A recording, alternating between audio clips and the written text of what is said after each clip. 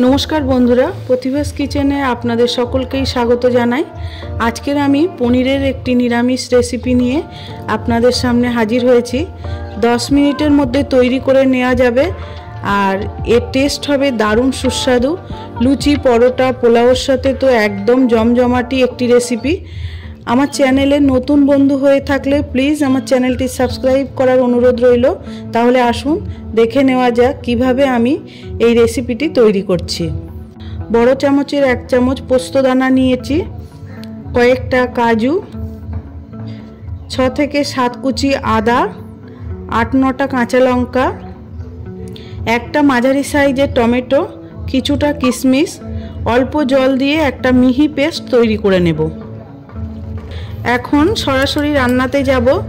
কড়াই গরম হতে দিয়ে দেব 3-4 চামচ সাদা তেল। तेल गरम होले सामान्य लवण दिए भालोभाबे मिशिए देওয়ার পরই আমি এখানে পনিরটা ভেজে নেব। কড়াইতে লবণ মিশিয়ে নিলে পনিরগুলো কড়াইয়ের গায়ে লেগে যাবে না আর পনিরের টেস্টটাও ভালো আসবে। পনিরটা কাটা দেখাইনি, এটা সবাই মোটামুটি জানো। আমি এখানে কিউব শেপে কেটে নিয়েছি।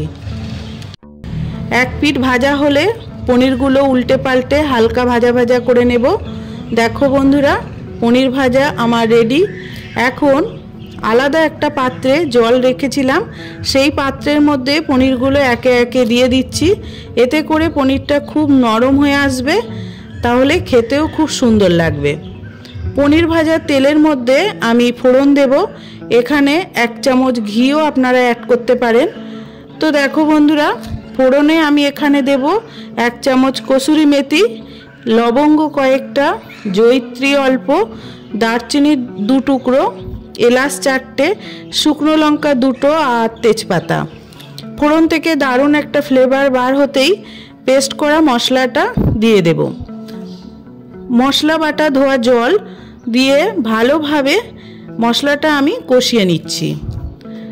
स्वाद मतो लवण दिए दिচ্ছি। कालारेर जोन्नो काश्मीर लंकार गुঁড়ো ऐड करছি, चीनी सामान्य। निरामिषेर এই সমস্ত রেসিপিতে একটু মিষ্টি দিলে ভালোই লাগে।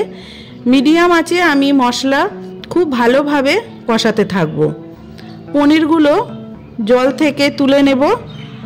মশলা থেকে তেল ছেড়ে দিয়েছে, এখন ভাজা পনিরগুলো দেব।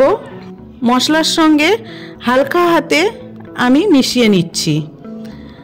কড়ার গায়ে যাতে না লাগে সেদিকে লক্ষ্য রাখতে হবে। একদম লো টু মিডিয়ামে দিয়ে পনিরটা আমি কষাতে থাকবো। বন্ধুরা দেখো এখানে গ্রেভির জন্য আমি দুধ দেব। 1 গ্লাস পরিমাণ লিকুইড দুধ দিচ্ছি। খুব ভালোভাবে গ্রেভিটা ফুটতে দেব। দেখো গ্রেভি অনেকটা গাঢ় গাঢ় হয়ে গেছে। এই সময় গরম মশলা দিয়ে মিশিয়ে দেব।